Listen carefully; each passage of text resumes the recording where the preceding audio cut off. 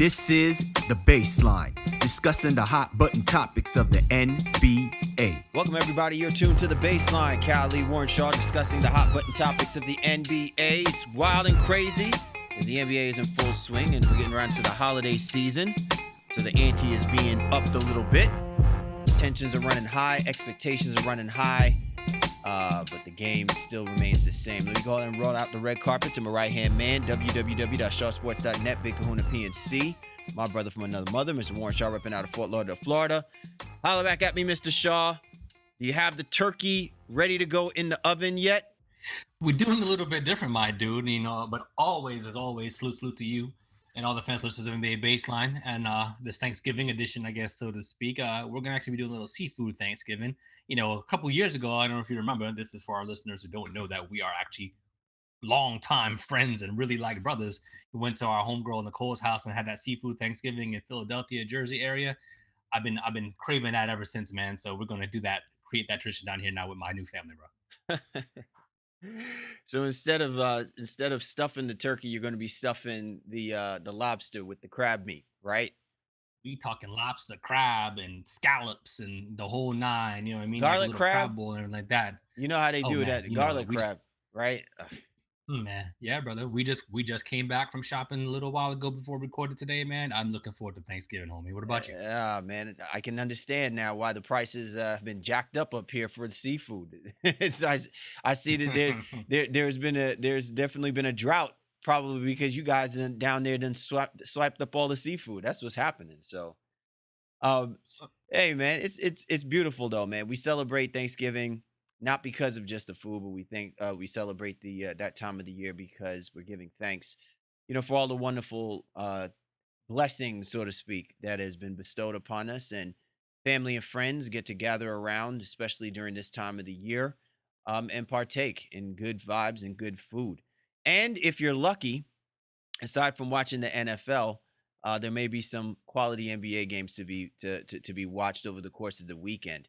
And so while we're doing that, hopefully there will be two individuals from a certain family out by the bay that can kind of squash the nonsense that's been taking place over the last week and properly give thanks to the fact that they have bestowed that franchise two straight NBA titles and could probably get their act together for them to push forward for that third. So clearly our topic of the breakdown is going to be talking about the situation with Draymond Green and Kevin Durant and how this actually affects the Golden State Warriors and their state of play for the course of this season and probably beyond.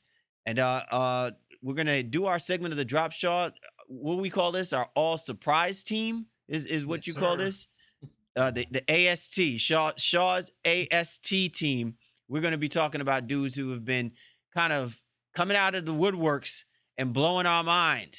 You know what I'm saying? With posting numbers that we weren't expecting for this upcoming season. So we really got a great show for you on tap. Once again, be sure to get at my man Shaw at Shaw Sports NBA or get at me at Game Face Lead. The show's Twitter handle at NBA Baseline, available on all the major platforms.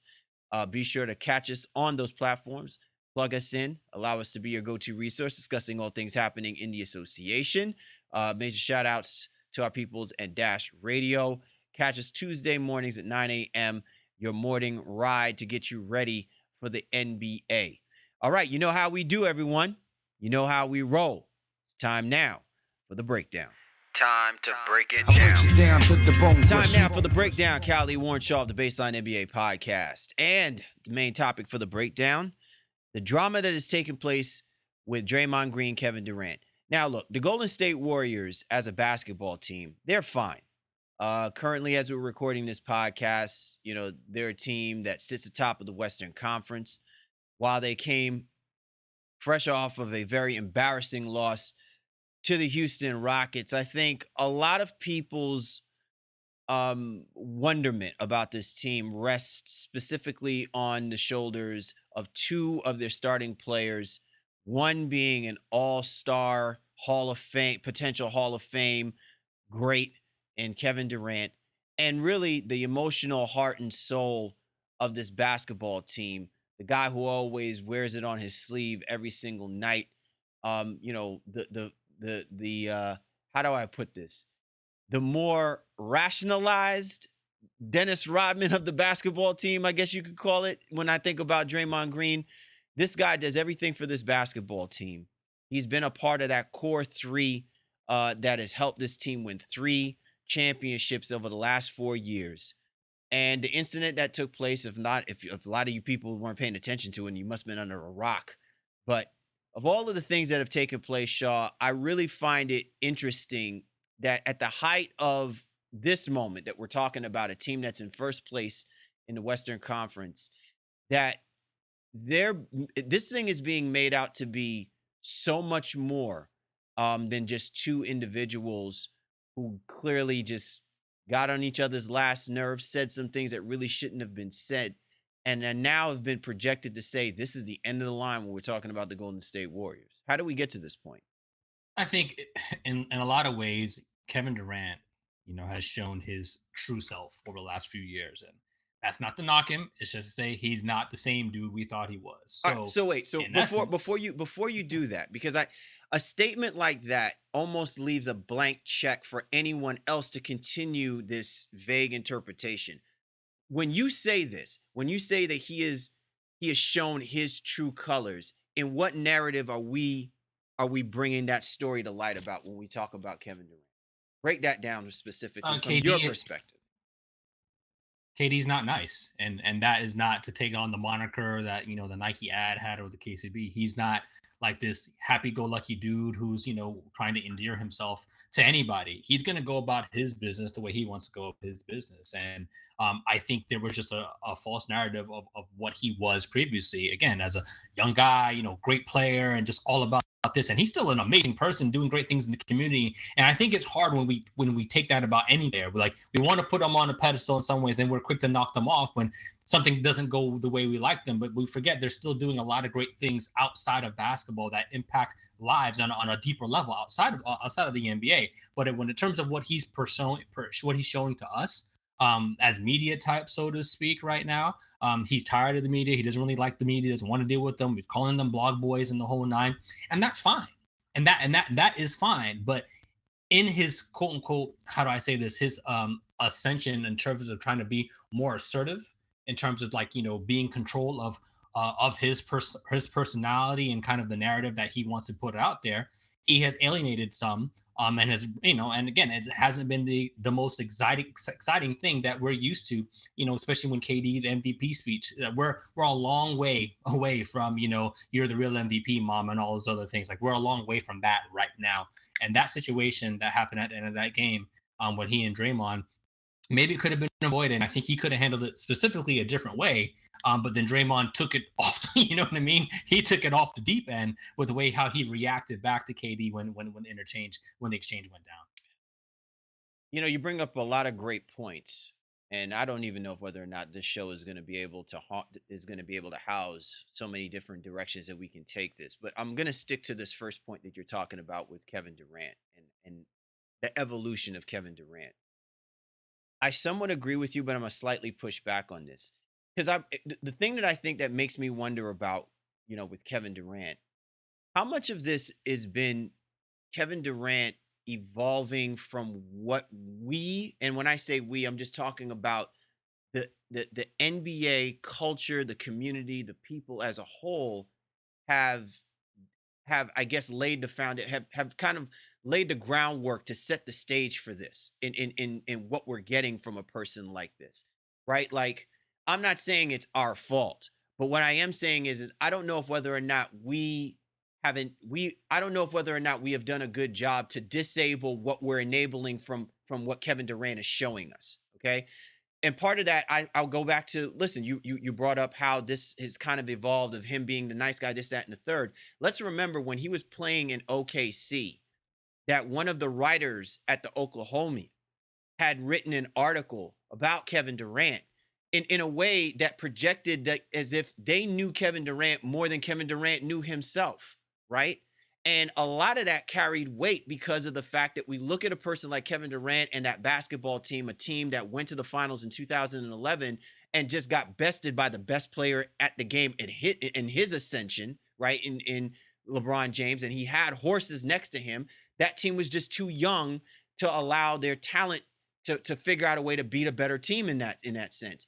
But I think that there's just been this stain that has just been on Kevin Durant's name. His anything that he does just never was good enough. And I think it got to a point that it kind of changes the way that he goes about doing his business. Now he's like, you know what?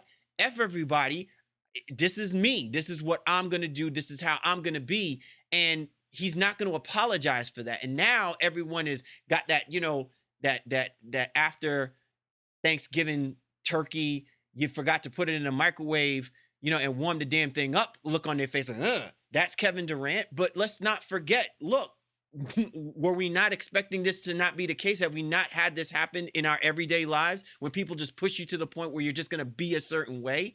And I just feel like while we need to bring this back to the whole situation with Draymond Green, what I'm seeing from Kevin Durant, I don't think would have necessarily surprised me any more than I see a basketball player who's been shouldering the weight of these expectations that I think way too many people have put on.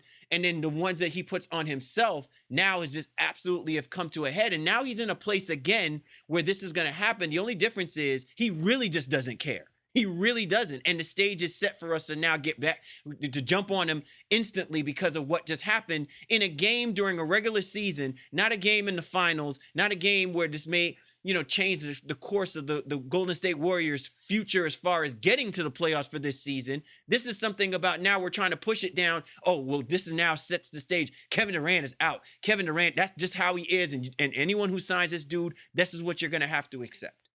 Well, I think in some ways, I mean, he's controlled the way it's going to be, and I don't care if he's an a-hole or not. It doesn't make me any never mind one way and any of the other. But I think what it boils down to is there are still people who are like, well, they've seen kind of the tea leaves now and things that he's put out there himself, the way he's gone back and forth with some people on Twitter.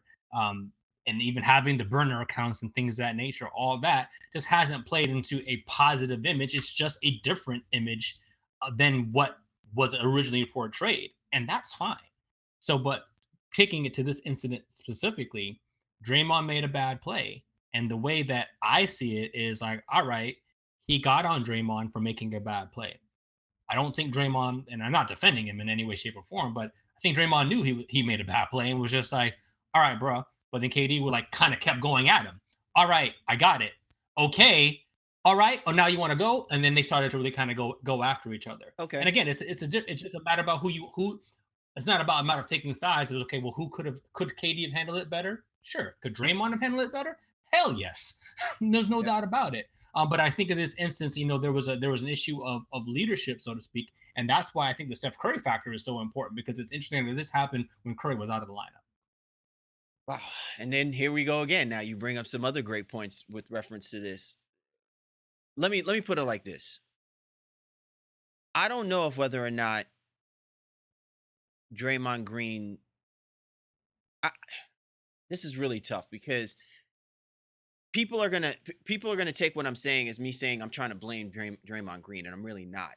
But what I am gonna say in reference to what you just said, this pattern of Draymond Green making boneheaded plays, because let's just keep this real. What Draymond Green did was boneheaded. Okay? They had an opportunity to either call a timeout or you get the ball to Kevin Durant. Okay? He chose to run up the length of the floor. He wasn't even paying attention to anyone. He was just in his zone. And you know what? Look at the numbers for Draymond Green so far this year. And I don't know if this is a mental thing. I don't know if this is just him trying to work some things out. But across the board, Draymond Green's numbers are lower, even from last year when they won the championship. His turnover ratio is higher this year than it was last year already, right? And this is someone who, above anything else, when they didn't have Kevin Durant, Steve Kerr relied on Draymond Green to be one of the best ball distributors on that basketball team next to Steph Curry. And when I see plays like that, it almost makes you start wondering, where does Draymond Green fit in along the pecking order as far as the contributions being made for this team to continue to do what it's doing. And look, would I be crazy to think that maybe this could play a role or a part in the way that Draymond Green goes about doing things at times to a point where it becomes more of a detriment? Like, I'm not saying, again, this is not his fault. You can look at this team while they're winning basketball games, they do not look impressive. They don't look as all dominant. And we understand this is the beginning of the season. They got a long road ahead. But I'm just specifically looking at the way Draymond Green has been playing at the beginning of this season, Shaw. And I got to tell you, listen, if I'm Steve Kerr, I don't have a whole lot of confidence about Draymond Green's decision making at times during the games. And look, maybe that situation really stood out to someone like Kevin Durant, who's saying, "Yo, D, Dre, what are you doing?" And I mean, Shaw, look at it from this perspective, man. His mannerisms, it really reminds you of what LeBron James did to J.R. Smith. And I mean, so when you take that into consideration and you look at what's been happening, Draymond Green has not been himself. Draymond Green has not been the Draymond Green, over the last few seasons, who's been an intricate part on both sides of the basketball. And if he's going to continue to turn the ball over at the rate that he is doing it, I mean, he is really going to be a detriment to this basketball team. And look, we can sit here and nitpick at each and every single situation that occurred during the scuffle that happened between those dudes, the spat, let me not say scuffle, but the spat that happened between them. But I'm just looking at what is manifesting, what happened at that point. And you can just basically look at Draymond Green's performance and just that particular moment, that particular time, just it wasn't a good look for him. And this has not been the first occasion. This is, to me, it wouldn't have warranted Kevin Durant to do what he did unless this is becoming a pattern. And for Draymond Green this season, it's become a pattern. Well, and I can appreciate all of that, and I don't want to make too much of it. I mean, it's newsworthy because it's the Warriors, right? And it's two of their all-star players, one Hall of Famer, I guess for sure, and then Draymond, I think, might be on the fence. Some people say he's going to be a Hall of Famer already. You know, that's what it boils down to. I don't think this is going to break the Warriors, so to speak, but it does bring up the interesting question that everyone has had on their brain, whether or not this is the last run on this team. And let's go back to something else that was put out there. And I'm sorry I can't properly cite the source here, but when this news broke earlier last week, well, I guess last week by the time this airs right now, right?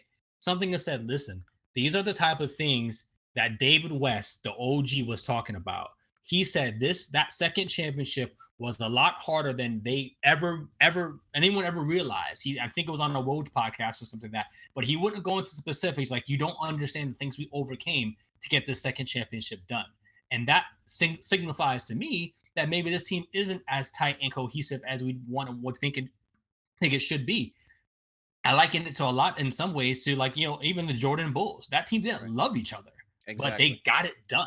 Yep. You know what I mean? And I think that's the difference between like the organizational structure that the Warriors have and a lot of other teams has. They don't have to like each other to be great and to be good. They understand their roles and they kind of get it done. And that's why you see teams like the Washington Wizards right now in the crap hole that they're in, because they can't figure out a way to be better than themselves collectively, especially when there's chemistry issues in the locker room. You're tuned to The Baseline. Callie Warren Shaw discussing the hot button topics of the NBA. Subject of the breakdown as we're going through the drama between Draymond Green and Kevin Durant and the status that it leaves a team like the Golden State Warriors, who are vying to be one of those teams in rare air to get themselves 3 straight NBA championships. So one of the other elements to this storyline in the drama between Durant and Green, I found interesting, was an article that I saw in CBS Sports written by Michael Kasky-Blomain. So if you have an opportunity, definitely check it out. He had an opportunity to talk with owner Joe Lacob, and basically the owner wanted to kind of squash a lot of the speculation going on that Draymond's suspension was in a way helping to determine or pick sides, that they're choosing Durant over Green, and he wanted to quell that argument. And so when I think about something like that, I say to myself, yeah, that would have been fine if the Golden State Warriors as an organization had specified what went on and why you had to suspend Draymond Green. immediately after the suspension came down, not 3-4 days after the fact, where we have already thrown out, all of these different hypotheses about what has transpired, what may happen moving forward. And it's just interesting because this is the quote that Joe Lacob this is what Joe Lacob said to CBS Sports when asked about this, and he said, it never occurred to us. The point is, whether it would be an employee, they'd have to act in certain ways to be our employee. Draymond knows that he went beyond, won't say what he did or what he said or anything like that. He went beyond what we felt was appropriate, so it doesn't matter who it was. But the problem is that when something happens and you take action on it, if people are asking about it, that is your opportunity to provide specifics or specificity to what it is that you're doing to the situation and why you think that this remedy is actually what's required. And so to me, this was a missed opportunity for an organization that normally is ahead of the curve when it comes to this. This to me was a missed opportunity. You can keep it you can keep it, in-house, you could keep it in the locker room or whatever. But the problem is that this argument took place on national television. And the moment that happens, you cannot suddenly compartmentalize the disciplinary action from the egregiousness of what took place when it was in front of other people. Other people are going to ask. And I just think it was a missed opportunity. So I think when it comes to the disciplinary phase of what happened, this is very much indicative of maybe the Warriors being a little tired of some of the things that Draymond goes through over the course of his career.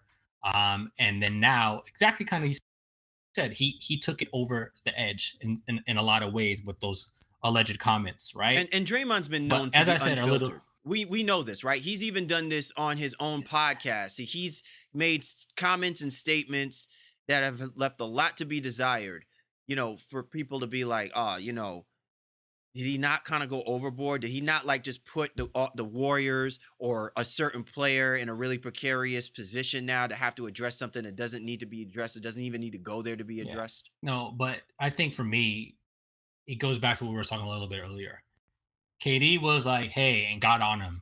And I think it was like, the fact that he wasn't like, hey, next time, you should probably make that pass or whatever the exchange was. It was that KD kind of kept going after him. And to me, what it says is that Draymond had this kind of loaded in the chamber. So while it kind of bubbled over and was unnecessary, I don't think it was something that was just in the heat of the moment type of thing. I really do feel like Draymond was like, all right, for him to come out and say those kind of hurtful type of words and things out there, I think he really may feel that way, but maybe it's been masked just for the fact that they have been winning, and for the lack of a better phrase, it's been quote unquote all good. But as we also alluded to earlier, we know that it hasn't been behind the scenes. So Draymond was wrong for taking it there, and especially taking it there publicly. But again, I'm not going to let KD off the hook in this instance, because I do feel like in a leadership type of perspective, he could have handled it a little better. Could have like, hey, put his arm around him, like, hey, bro, like what happened there? But for whatever reason, and again, there might have been about the game as well too, that like, maybe Draymond didn't pass him a couple different times, and that was kind of the straw that broke the camel's back. But to me, both were wrong, but the organization definitely erred on the side of Kevin Durant by suspending Draymond, who's also he's appealing that suspension, not the suspension, the fine that associated the suspension as well too. All right, but I'm gonna, you know what? I'm gonna jump on on Team KD side for a second. I agree that maybe in some respects Kevin Durant probably could have handled things differently, but I'll push back on this. Where why should it be that Kevin Durant has to be cognizant of figuring out a way to finagle this properly to make it look right? When how many times have we seen Draymond Green get all up in Kevin Durant's chin? I mean, Kevin Durant doesn't have a peach fuzz anymore because Draymond Green might blow the hairs off. He's been up in his chin about numerous different scenario situations, whether it's on offense or defense. And Draymond Green is an in your face type of person. Everyone has accepted that. But if there's someone that I would push back on that idea, that premise is, if you're Draymond Green, forget about the free agency stuff. There comes a point where even that kind of quote unquote coaching up gets a little tiring, that you as a person have to evolve in the way that you approach players and say things to players and things of that nature. Well, I think the larger question is, what happens now? right? This event happened. Cool. Draymond was suspended and fined. Maybe not so cool. But what happens now moving forward? Is this something that eventually tears them apart? Is it something that was gonna? It didn't matter if it happened or not. If KD's leaving, I think one interesting outlier to all this is because there's so many people that think Durant is going to leave and go to the Lakers or to the Knicks or somewhere else, just not Golden State, right? I wonder then, does that open the door for a guy we haven't mentioned at all because he hasn't played a single minute for the Golden State Warriors? But does that open the door for DeMarcus Cousins now to potentially stay there long term if everything goes well? Now, again, this is long lens looking all the way down into May and June right now. If the Warriors win the NBA championship for the third straight time, does Durant say, "Hey, that's enough. Thank you so much. All right, I'm good. Got 2 chips or 3 chips rather. Now I don't need to deal with this anymore. I'm going to go somewhere else and try to do whatever." I wonder now then, because some money could potentially open up, do they then go and keep Cousins depending how the rest of the season goes? And those are things that I'm interested in because I don't think this is going to derail them from a championship in any way, shape, or form.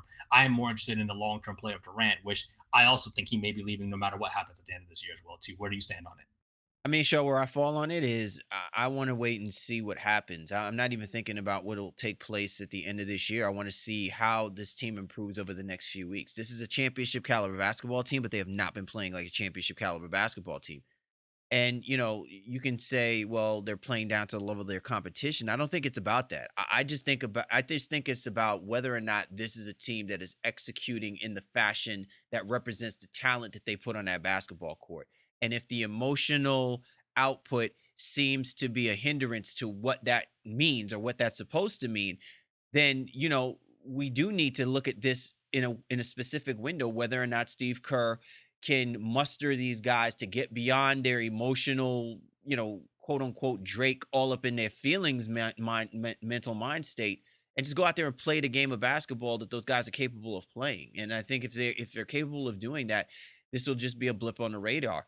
But if this begins to fester, then I think it's gonna seed a growing concern about whether or not this is a team that can fully hold it together through the course of an NBA season where the expectations are that they should be hoisting a trophy rather than not, hoisting up, more uh, sound bites that levy the concerns about the breakup of this basketball team. Yeah, and that's the ultimate goal, and that's what they will be measured by. I can almost with certainty say if they don't win this year, he's definitely out. If he wins this year, obviously there's a better chance that he'll stay to try to maybe finish his career or do whatever the case may be. Ends up happening in Golden State. So you're right; they have to win to almost give them a better chance at retaining Durant moving forward. Who I don't know. And there's been some crazy stuff out here. I mean, the Warriors faithful, some of them are already saying, well, Durant has, he did kind of jump on board, so to speak. And they side with Draymond because he has been there and, homegrown talent that has gotten a lot further than a lot of people would have thought he would have expected him to at this stage of his NBA career. And there are people who are siding with Draymond on this. And when it comes to the two of them, who's going to stay or leave? They're like, hey, well, KD can go because they have done it without him. But I think that might be a little bit narrow-minded at this point. There's no question who the better player is. And I think that's what some people also don't like is that the Warriors organization kind of made their power of play in how they just handled and disciplined the situation because they sided on the side of the better player, whether he was right, wrong, or different. The optics of it don't look amazing, especially if you're on the Draymond Green side of it. But you know what though, Shaw, and I'm gonna end my diatribe about this on this note. I don't care who you are, okay? And if you're Warriors fans and you're quote unquote Team Dre about this situation, you're in the wrong, okay? As far as I'm concerned, Draymond Green had no business bringing up anything regarding free agency, this, that, and the third in a game that involves you playing against the Los Angeles Clippers going into overtime simply because somebody was getting at you for something that you did wrong. Okay, that's basically like me bringing up stuff about your exes in front of your soon-to-be spouse, okay? Simply because you got at me for something I did wrong on a podcast. I don't understand where that even plays, right? It just comes out of nowhere and it has no business being involved. Now, if you're questioning a guy's heart, you're questioning whether or not a guy is really vested in playing and stuff like that. Even if you are going to bring that up, You should be bringing that up behind closed doors in the locker room, not where that's where the cameras are focused or that's where things need to be. And again, this is part of the problem that I'm talking about with Draymond Green, in the sense that even if you're saying, well, that's how he has to be, it doesn't mean he's got to be like that every single place he goes, around every single person that he deals with. And at some point, he is going to wind up alienating himself around people that he really does need the support of others, so he can basically make the cemented case that, listen, I'm one of the leaders on this team. I know what needs to go on. If I made a mistake, I'm going to let you know. And if I didn't make a mistake, you have no business getting up in front of my face about that. At no point do you see me bringing up anything about someone's financial status, contractual status, this, that, and the third. And these are the type of things that I think at times, even if you're a superstar or an underling, doesn't matter. There's a time and a place for everything. And if you don't carry it properly, this is what happens. It grows like a virus in so many other different ways. And again, I just reiterate the fact that if you are a fan, whether or not you're on Team Durant or Team Dre, this is not how you want to be playing this narrative. You need to be looking at how this basketball team communicates to each other, because that to me is the one thing that I think is going to be the weak link for this basketball team. If they cannot properly communicate to each other the way that it needs to be done for them to execute the way that they've always been executing the last 3 years. Fair enough, and well said. I think, what remains to be seen with this Warriors team is what is the overall X factor moving forward. Does Curry come back and glaze it all over, and then it's all fine and good in terms of the basketball, despite whatever hurt feelings or intimacies people may have, amongst themselves? The main thing is, what does the product look like on the floor when it comes down to the rest of the regular season and what they do in the NBA championship and playoffs, rather. You do know that it's not going to come down to Steph Curry bringing this all together, right? You know it's going to come down to Mama Curry, Mama Durant, Mama Green, right? As a matter of fact, I wish I had a camera for if they got anything going on around Thanksgiving time frame, because I want to see who gives the dinner blessing at the table. You know what I'm saying? Mama Durant probably the one that gives the blessing, but I'm sure that she's gonna be looking over Dre. You gonna say grace, honey? Because they're gonna need it, man, from this point moving forward. You're tuned to The Baseline. Callie, Ward, Shaw discussing the hot button topics of the NBA. This was the breakdown. Time now for the drop. Callie, Warren Shaw, the Baseline NBA podcast. And this time around, the drop, all surprise team. The oh my gosh team. I cannot believe they're doing this right now team. The say it ain't so team, right? The shut your mouth, can't believe you're doing that team. My man Shaw has got a few players who have kind of surprised us this year, man. They've been balling. And they need their respects, man. We need to give them their just due. And one of them we usually clown on. Well, my man Shaw's got him on the all-surprise team nonetheless as well, too. So, Shaw, let's start with the backcourt combination of your all-surprise team, right? We got a front court, we got a backcourt. Let's start with your backcourt combination. You've got Derrick Rose and Rodney McGruder. Derrick Rose, I'm feeling. I like how you went with Derrick Rose. He definitely has surprised a lot of people, and really has been the glue for the Minnesota Timberwolves as they were going through that wretched transition with Jimmy Butler. Rodney McGruder, man, I'm surprised that you selected him. What about Rodney McGruder's play has got you sizzling on that pick? I think with McGruder is just the opportunity that he's had to shine. I think on the Miami Heat lineup, has started all the games for them this year, despite who was healthy and who was hurt. Not a guy that anybody was really looking at coming into the regular season, just kind of supplemental piece. But here in the South Florida area, they really wanted to kind of hitch their wagon to him alongside Josh Richardson as potential two nice building blocks for this team. Guys who can play multiple positions out there on the wing. Ruder can handle a little bit, can play the two, can play the three. And Richardson kind of was playing 1, 2, or 3 for them at times as well too. But I think he's been a nice compliment for this Miami Heat team, shooting 43% from the 3-point line, 48, 46 overall. And I think that's been important for them. And he's contributing across the board, almost 14 points a game, 6 rebounds, practically 4 assists. Not something in terms of numbers of a role player that I don't think anybody was looking at. And you think, Rodney McGruder is going to be a guy out here who's going to be starting starting for a Miami Heat roster and playing meaningful minutes for them. Now, I will say this with a grain of salt. People still are yet to come back from Miami. So we'll see what his role is going to be moving forward. So the first 15 games have been pretty solid, but James Johnson is back. Dion Waiters will eventually be back as well too. Wade has missed a lot of time, with the birth of his new child. So, can he keep this up? But either way, he's been starting all 15 games for Miami, and I'm pretty proud of that fact for him thus far. Basketball is one of those type of sports, Shaw, where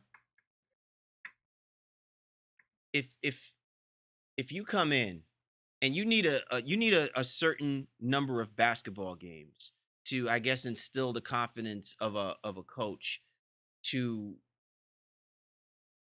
figure out a way to increase your minutes, right? Or to figure out a way to make you an intricate part of their rotation. And whereas like within football, it's kind of like one of those anomaly situations, right? Like a backup quarterback comes in, when the starting quarterback gets injured, he leads a team on a game-winning drive, and then the next thing you know, he carries that momentum over into next week, and he goes and he throws for 3 touchdowns, and then all of a sudden the rumor mills come, media throwing out speculation: should he be starting moving forward? Did the starting quarterback lose his position? And it's interesting how you're bringing up Rodney Magruder's role, because Rodney Magruder to me is the kind of guy where, again, if you give him the number of minutes, I think is going to be very productive for you.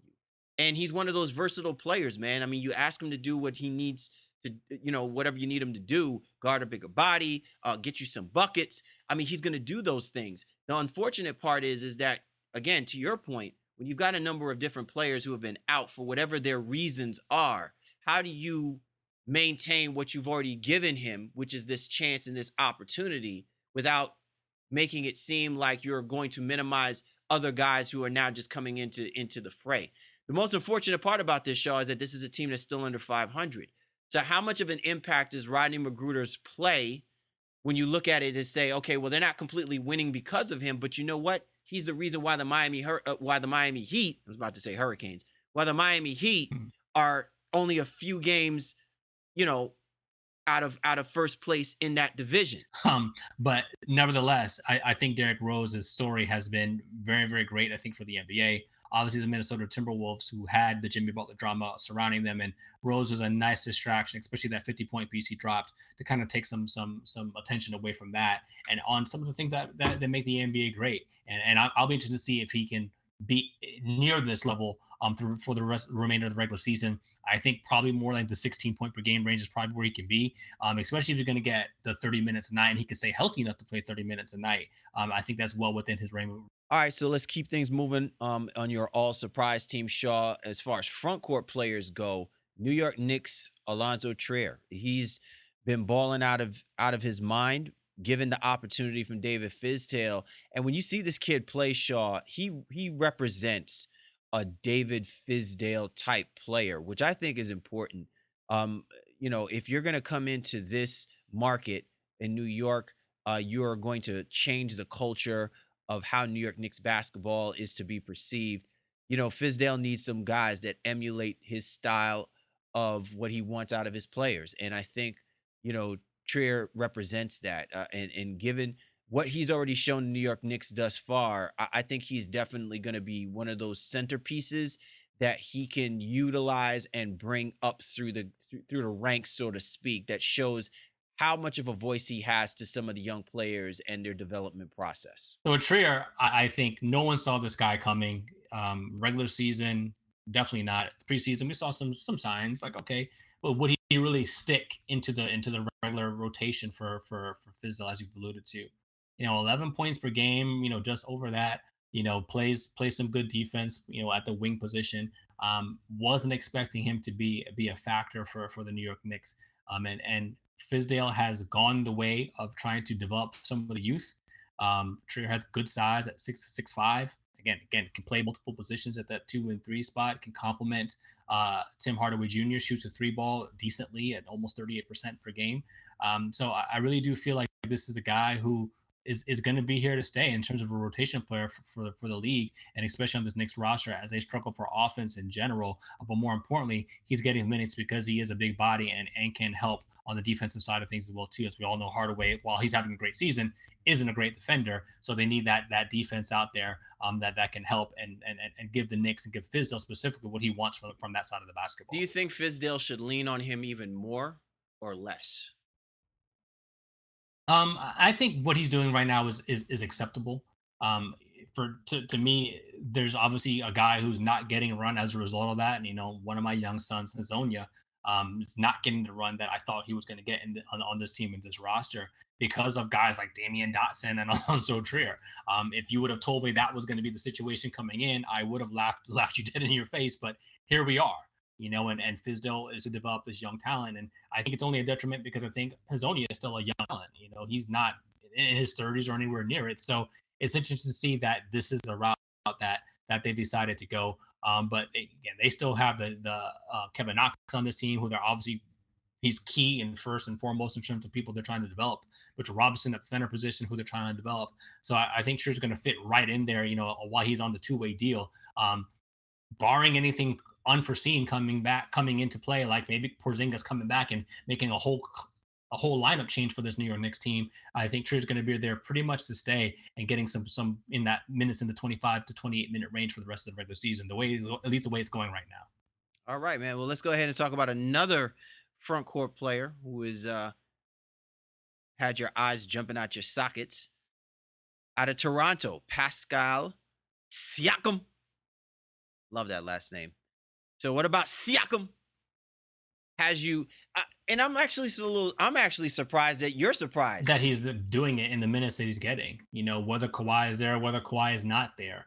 And to credit Nick Nurse for changing the lineup some. Siakam is not the one who's being impacted whatever happens. Whether Valanciunas is out there starting or whether Ibaka's out there starting, it doesn't matter. Siakam is going to be right there next to whoever's starting at the center spot, and his ability to be mobile, to actually dribble the ball and cut and get to the basket, I think is something that we didn't necessarily expect, especially with him being kind of a slender four. Didn't really know he had the wiggle and the bounce that he does, and I think it's been eye opening to see a little bit, at least for me. There was some question whether or not when they traded DeMar DeRozan, what the supplemental parts should have been. And some people were like, "Oh, how did the Spurs not get OG Anunoby? How did this, But I guess Jakob Poeltl was decent enough. The Siakam crowd wasn't as loud, in terms of what the Spurs should have been trying to ask for. But I think the Raptors knew what they had in this guy, and they weren't going to throw him into this deal. And look what he's doing now in his nearly 29 minutes a night. 14 points, almost 7 rebounds a game, 2 assists, getting a steal and half a block. Not turning the ball over too much as well too, and shooting a very high percentage of 61%. This is a guy who I'm very proud to see that he's capitalized on opportunity in this early season for the Eastern Conference best team. All right. So finally, Shaw, who you have listed on your all surprise team? This guy has been nominated for other teams, but definitely not teams that bode positivity. But listen, he is a champion now, and he believes that this is his time. And he's certainly making the most of it, playing for the Los Angeles Lakers, playing next to LeBron James. JaVale McGee has been doing phenomenal things. Actually, he's been playing kind of like the phenom that we all thought that he probably could have been. He's somehow, making the most of his play. His best play is starting to show, as he hits his 30s moving forward, as he's getting on that end, of his career, which to me I think is great, because it really shows much more about his evolution, his maturity as a player. But you have JaVale McGee listed as part of your all surprise team. To say that McGee is going to be impactful to begin the season, I think it was just a customary. I think we thought in a lot of ways he was going to be a space filler at the 5, and LeBron would play more 5, or Kuzma would play some 5, or even Zubac would finally get out there and play some. And McGee has commanded that position, playing the second most minutes or third most minutes of his NBA career right now, averaging a career high on nearly 14 points per game, shooting his best field goal percentage of his NBA career outside of I think the couple games he Shaw, had he's with Shaw, he's playing so good that it forced the Los Angeles Lakers to go out and have to get Tyson Chandler off of waivers. Not to replace him, but to help bring down some of the minutes. I've never heard that. I haven't heard that ever since in his career. Okay, so that's some yeah, craziness right there. and they want to keep him fresh, and I think that has been something that has been, he's had some injury issues here and there throughout his career, but he's commanding his role, and I think that's the greatest thing. And that time in Golden State, obviously we talk about them at length earlier in the show, but that seems to have helped him in his overall maturity, what it takes to win, the effort he needs to put forth. And Luke Walton, LeBron, and company, they're putting him in a great position to be successful. He's not pouting. He's just going out there and doing what he needs to do on a regular basis. I think the big thing that you can say about this for him is, while the points are amazing, that's great. He's also averaging a career high 2.7 blocks per game in the 25 minutes. And this is for a team that lacks defense and needs some sort of shot blocking presence in the interior. He's been a godsend. Almost 3 blocks a game right now for McGee in 25 minutes. That's absurd.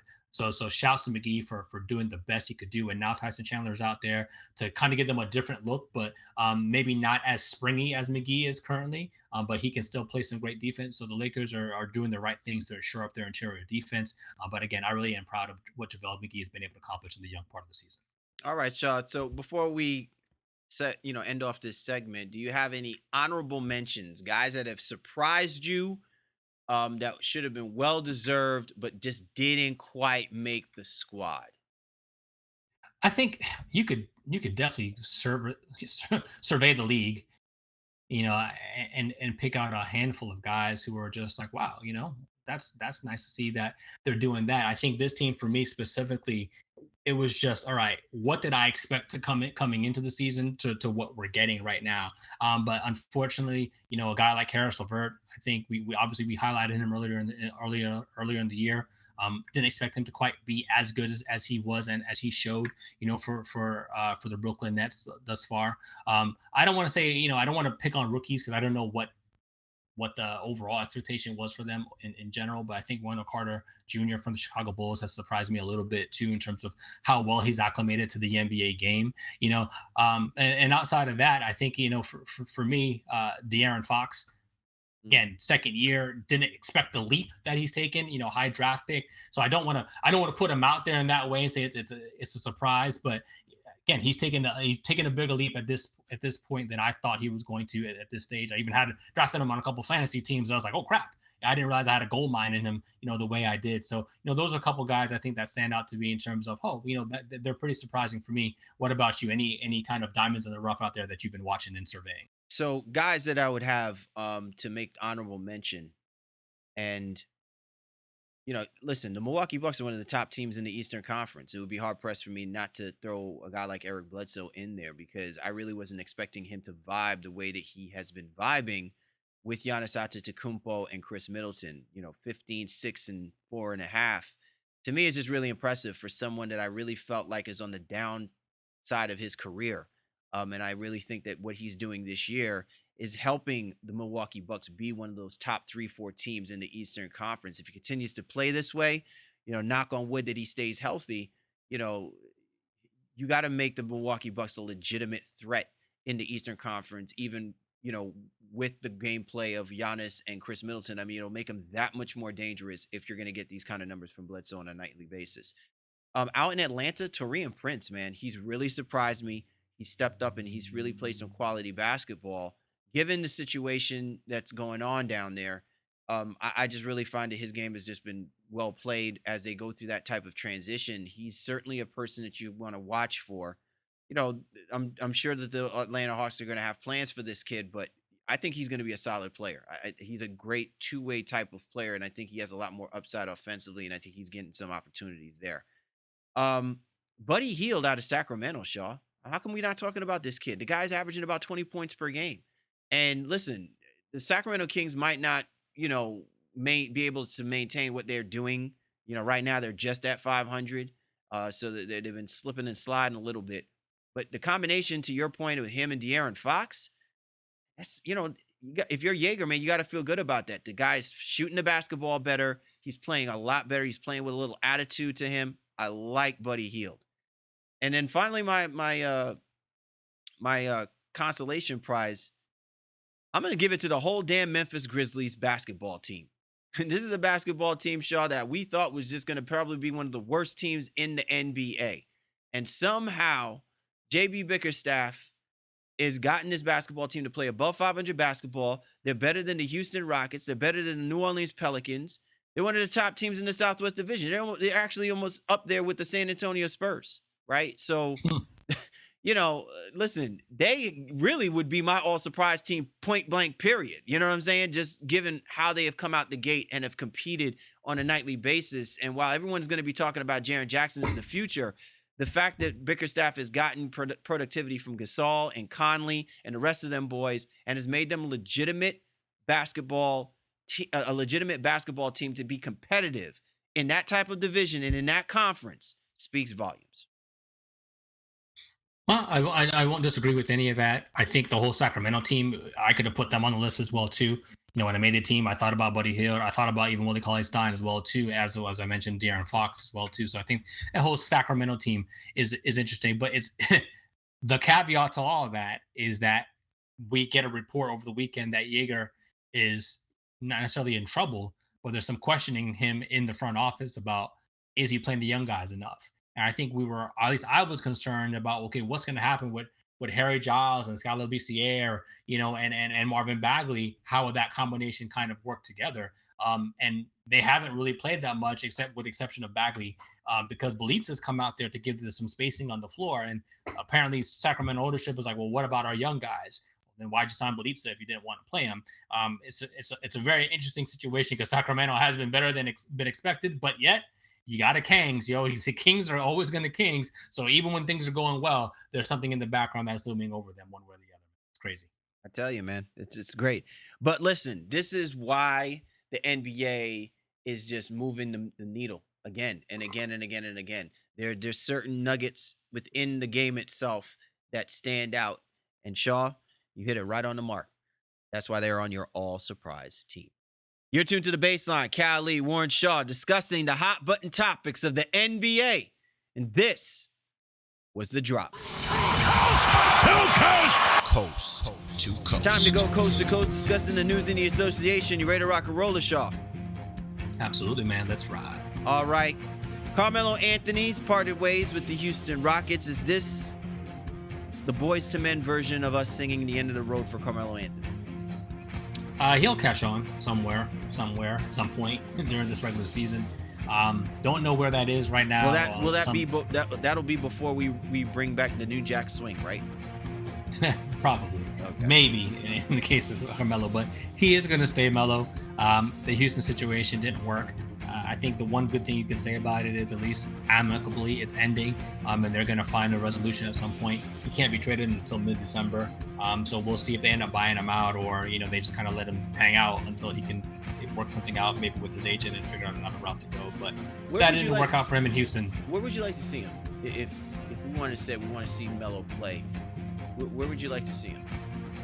I don't know if I don't like any situation is like where can he potentially be useful. It's always going to be about his mindset, where can he go and understand the role that he's going to play. He doesn't want to go to a bad team where he can just jack shots. He's not really going to sell tickets for a bad team as well too. So I don't think that's what's in play. You do wonder though, if I'm going to throw a team out there and they're a good team, ironically, I wonder if Portland would have any interest and bringing him back over or bringing him there as they had interest, 2 years ago now, I guess, or last summer, I should say. And maybe he could go there and fill that small forward position. I don't know. Maybe that's the spot. Maybe even Utah, if he's willing to play some power forward. He in a combination with Jay Crowder, I think would be interesting for Utah. But these teams, I don't really see any right now that make a lot of sense. At least the ones that actually could win. I think if you want to just go out there for shits and giggles, you can throw him into that Washington Knicks and see if he can play a Paul Pierce type of role, just to see what's going on out there and make that even more convoluted than it already is. But that's just me being an a-hole. So I'm not going to say the Wizards for real, but it would be interesting to see. Yeah, don't let some of our Wizard listeners hear all that kind of talk, man. You might catch that flack like I did a little while ago, like earlier back in the month. Out in John Collins, he's set to make his debut. How important of it is Collins, setting foot out there for the Atlanta Hawks? Yeah, I mean, nice 12 points, in limited minutes. Didn't grab too many rebounds. I think he had two boards in that time. But the Hawks just need to see what they have and the combination of Young and Collins and see what that can potentially look like moving forward. Young is starting to struggle here a little bit. The road trip was rough. Didn't really find his shot, and at least the ending part of it, too, had a couple games under double-digit scoring. So hopefully Collins can give him another target and space the floor for him, or Collins can be a threat down low, so that Young can also space the floor on the outside. And what can do. So I'm happy John Collins is finally going to be back. All right, out in Milwaukee, John Henson, man, I tell you, I don't know what happens to this kid, man, but it's just certainly not a good situation. He's going to miss the next 12 weeks with a torn ligament in his wrist. You could probably make the argument that he was kind of finding his niche, his role under Budenholzer, but